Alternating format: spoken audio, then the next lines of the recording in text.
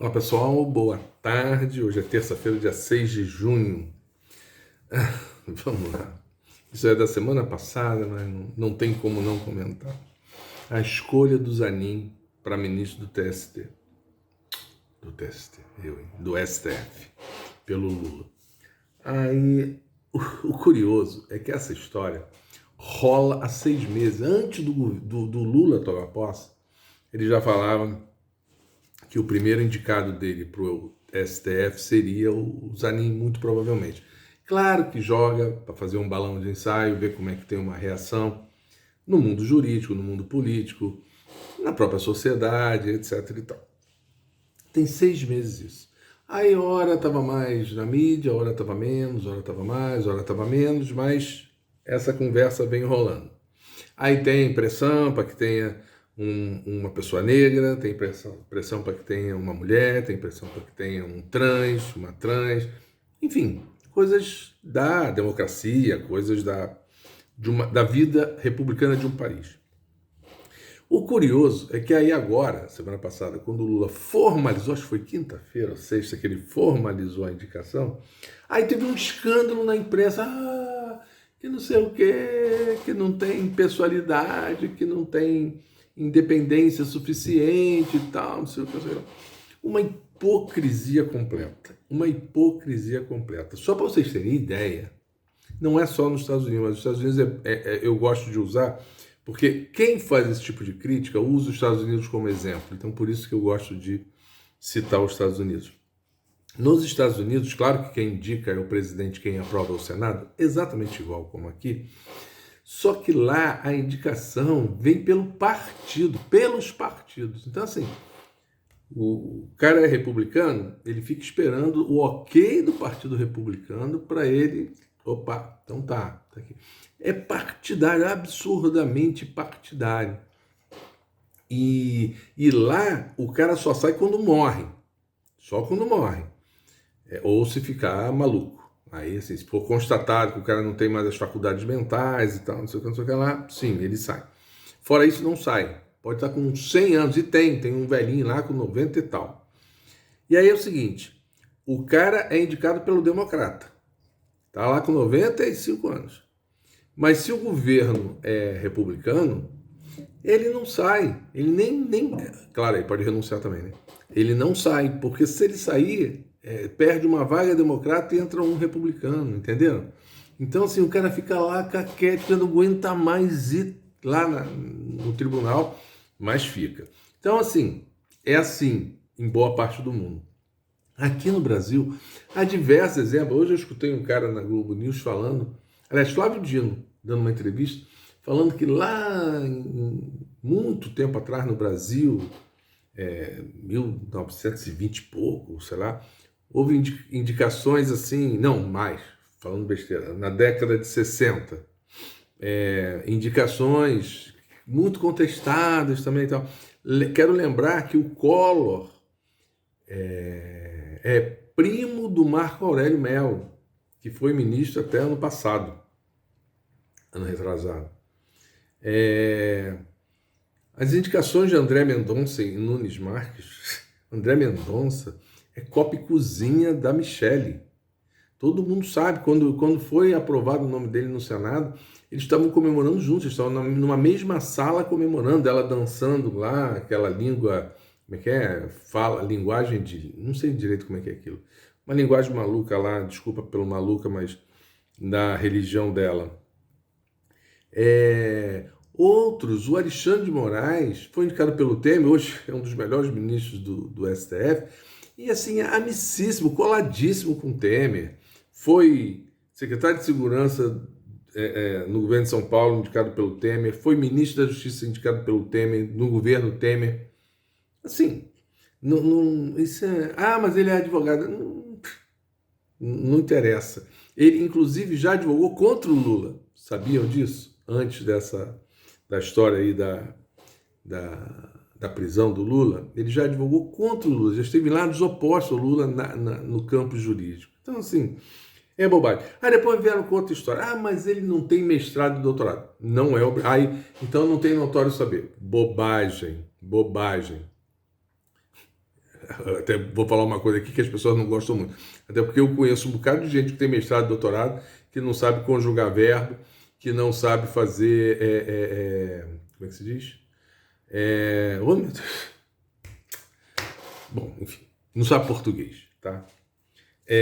Faltou completamente a expressão.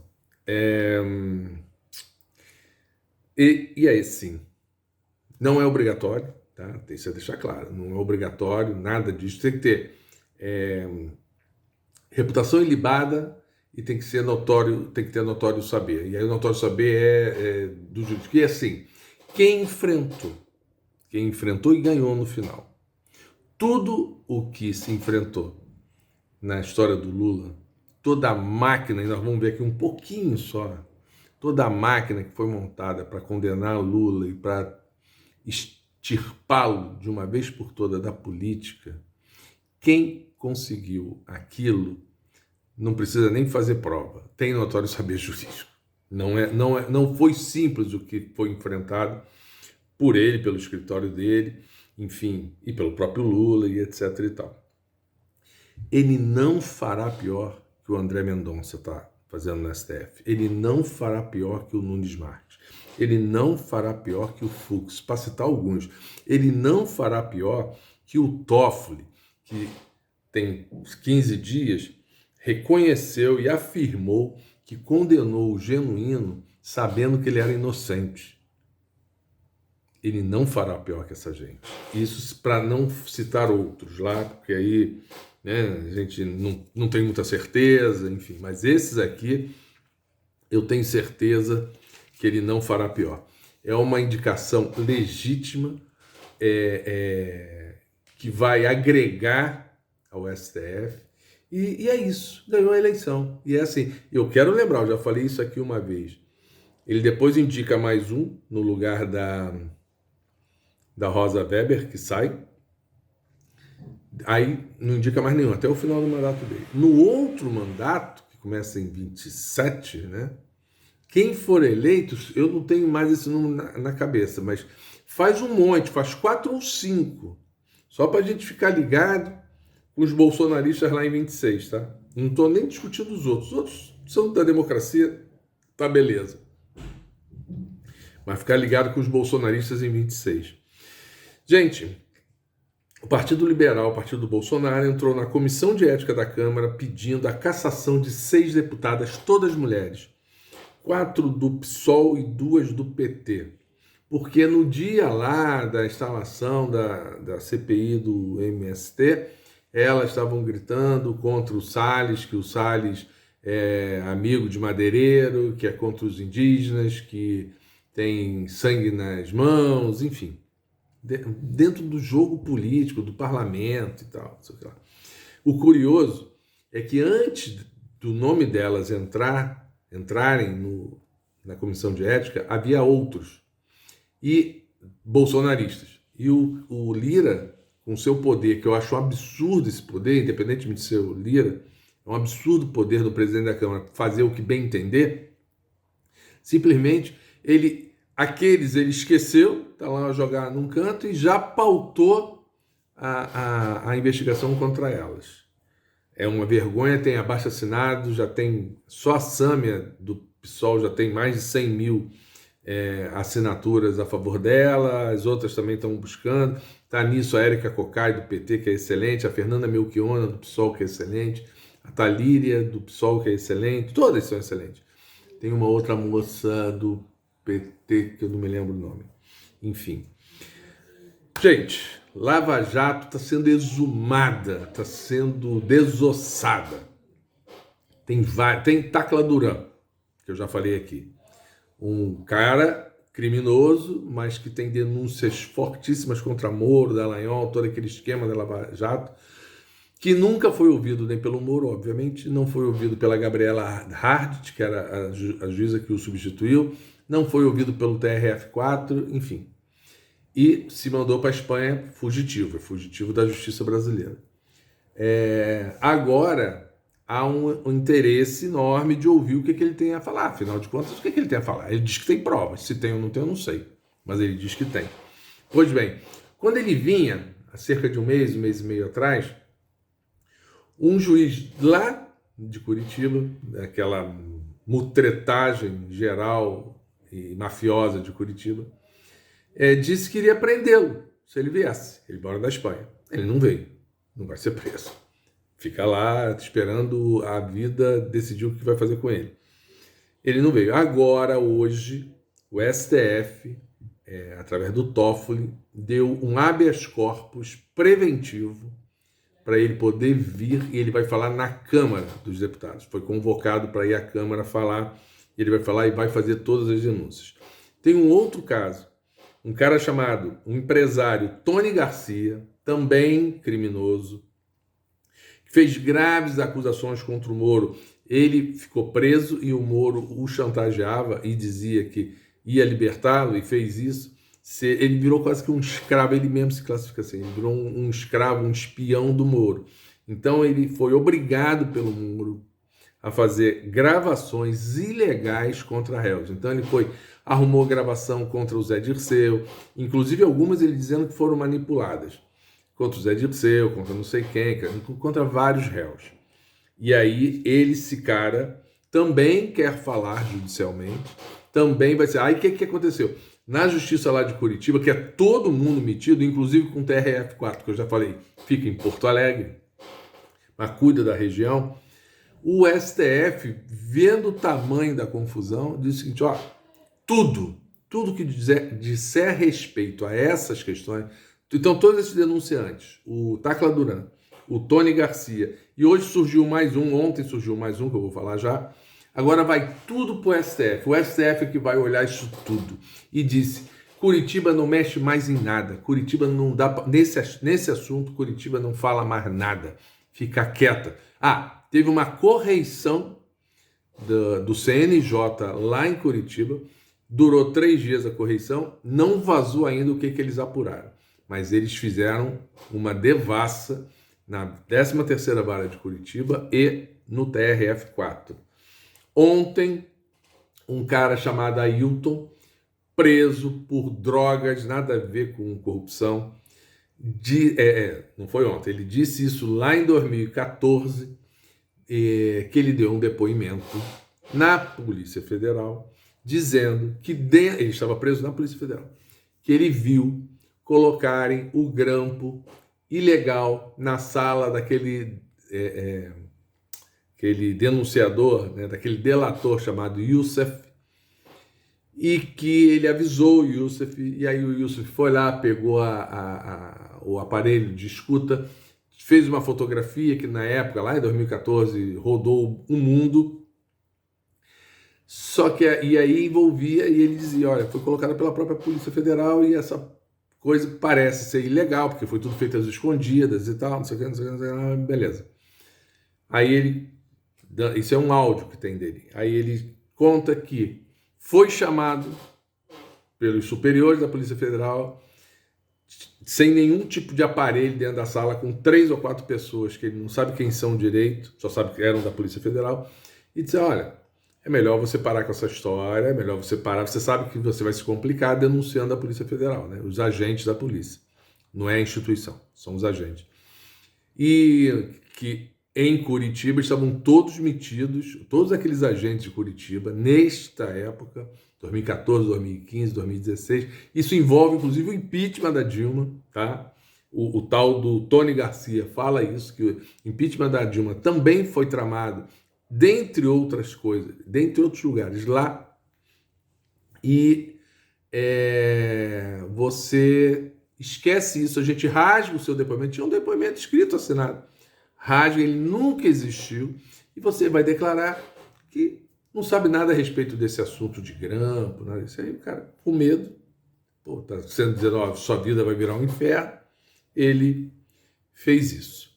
Agora está vindo à tona. Também vai para o STF. Hoje, a CNN Brasil mostrou um depoimento de 2015, aí um ano depois desse do cara, do agente da Polícia Federal que colocou o grampo na sala do Youssef. E ele diz, coloquei porque meus superiores mandaram, deu o nome dos caras, tem o nome dos delegados, Igor, Érica não sei o quê, que foi a delegada responsável pelo suicídio daquele reitor da Universidade Federal de Santa Catarina, o Cancelier, e que processou essa Érica, porque foi divulgado pelo Marcelo Auler, jornalista, amigo meu, pessoal. Ela processou o Marcelo Auler, infernizou a vida do Marcelo Auler, e o Marcelo Auler só o vencedor. Ela teve que entubar, acho até que pagou uma indenização para ele. Não tenho certeza da indenização, mas assim, ele não ficou muito bem na fita, pôde continuar publicando as matérias que ele tinha que publicar, etc e tal. E aí esse cara diz que sim, foi obrigado a colocar, que ele colocou, uma ordem do chefe, e aí que depois ele ficou meio cismado com aquilo e perguntou pro chefe, pro tal do Igor, vem cá, isso tinha alvará judicial, uma decisão da justiça, né? Então, pior que não. Pior que não. Não tinha, era ilegal. Tudo a mando de Sérgio Moro. Tudo isso vai para o STF, tudo isso está no CNJ, tudo isso está se tornando público. A Globo ainda não fala disso. A Folha não fala disso. Está falando muito. Tacla Duran já falam e desse Tony Garcia já começa a falar. Do Ailton ainda não fala. Mas daqui a pouco, a imprensa do Brasil é assim, eles ficam segurando, porque, parênteses, toda a imprensa brasileira está metida até o último fio de cabelo com a Lava Jato e com o Sérgio Moro. No mínimo, porque sem nenhuma análise crítica, entraram de cabeça naquilo, justificando tudo que eles faziam e aceitando tudo que eles diziam, sem fazer nenhum tipo de questionamento. A imprensa, em lugar nenhum do mundo, para funcionar bem, ela pode pegar de primeira uma versão e sair tocando. Tem que buscar, pode até, o ministro, o juiz Sérgio Moro falou isso e aquilo, mas depois corre atrás para ver se minimamente confirma. Dallagnol foi cassado na Câmara, já tinha sido cassado pelo TSE, aí tem uma maluquice nessa justiça brasileira, na justiça não, essas leis e regimentos e regulamentos, que é o seguinte, o cara é cassado pelo TSE, e ele foi cassado, já falei isso aqui, a inscrição dele não poderia ter sido feita. Então ele sequer poderia ser nomeado deputado. Só que aí, como já era deputado, a Câmara diz, quem tem a prerrogativa de cassar somos nós. Que, na verdade, fizeram apenas um ato burocrático. Foi cassado por unanimidade da mesa diretora, que são os 8 ou 9. O que eu penso que tem que fazer? Termina uma eleição, tem sempre uma confusão do diabo, se as contas estão certas, se o cara usou poder econômico excessivamente, poder político, enfim, um monte de coisa. Todo mundo sabe lá, os ministros, os juízes eleitorais, todo mundo sabe. Tem 52 reclamações, denúncias. O cara sabe assim, essa denúncia aqui é uma bobagemzinha que o cara fez ali, o cara trocou um número, não sei o quê, fez propaganda antecipada, 2 dias antes ele já estava fazendo propaganda que não podia e tal. Isso aqui dá multa de R$3.000. Esse não precisa ter pressa para julgar. O máximo que vai acontecer foi multado ou não foi multado. Outro dá, advertência, não sei quais são as escalas de punições. Agora, outros casos, dá perda de mandato, inexigibilidade, dá um monte de outras coisas com consequências maiores. A eleição termina em outubro e os deputados é no primeiro turno. Então, é lá no início de outubro, 3, 4 de outubro, são sempre essas datas, 3, 4, 5 no máximo. Cara, eles só tomam posse em fevereiro do ano seguinte. É muito tempo para a justiça julgar. Julga, nesse tempo, esses casos mais graves. E assim, se o cara foi condenado, nem toma posse, que é para evitar essa chicana jurídicazinha que a Câmara Federal e o Senado faria do mesmo jeito, fazem. Alguma coisa precisa ser feita, porque um dia isso vai dar uma grande confusão. O cara estava cassado já pela justiça há 15 dias e estava votando na Câmara. Votou pelo marco temporal, votou contra as medidas provisórias do Lula para a estrutura governamental. É uma vergonha. O cara está cassado e está votando. Gente, Bolsonaro... Para terminar, né? Acho que falta só isso. E não, ainda tem mais aqui. Caramba, tem muita coisa. Bolsonaro surrupiou mais 5 objetos de valor daqueles presentes que ele... Um deles, dentre esses 5, um relógio de mesa cravejado de diamantes e uma estatueta de ouro. Como é que se diz? É ladrão. É ladrão. Não tem outro termo. PMs do Mato Grosso foram presos com uma estrutura milionária para forjar invasões de terra como se fossem do MST, para incriminar o MST, tudo em função da CPI do MST, querendo forjar. Olha lá, enquanto está rolando a CPI, o MST está fazendo... É um absurdo, e é um absurdo como querem incriminar um movimento que, enfim, está lá, né, um movimento social que está lutando pelo que ele acha ser direito dos trabalhadores sem terra. E assim, e aí tem meios para você discutir isso. Não está concordando, discute na justiça, enfim. Agora, não pode incriminar e fazer isso que estou fazendo. Criminosos são eles. Foram presos, não sei quanto tempo ficaram presos. E, gente, só para terminar, tem um pedido de impeachment do Lula. Tem vários já, tá? Já tem uns 20. Todos nesse nível aqui. Mas esse aqui eu achei curioso e resolvi trazer para vocês verem. É um deputado do PL. Não me pergunte o nome que eu não quero nem saber. Ele alega que o Lula, ao receber o Maduro, colocou em risco a soberania nacional e a segurança nacional. E também porque indicou o Zanin, que mostra que ele quer aparelhar o STF. Esse é o pedido do impeachment. E aí é o que a gente falava, inclusive, do próprio Lira com o Bolsonaro. Se não tem razão nenhuma para existir, que é o caso, é prerrogativa do presidente da Câmara simplesmente ir lá e mandar arquivar. Arquiva por falta de argumentação. Arquiva. Por que ele não arquiva? E aquele outro filho do César Maia, como é que é? Rodrigo Maia fazia a mesma coisa. Por que não arquiva? Porque aí é uma espada na cabeça. Ó, tem 200 pedidos de impeachment aqui. É ridículo. É esse o nível da oposição bolsonarista ao governo Lula. Tchau, até amanhã.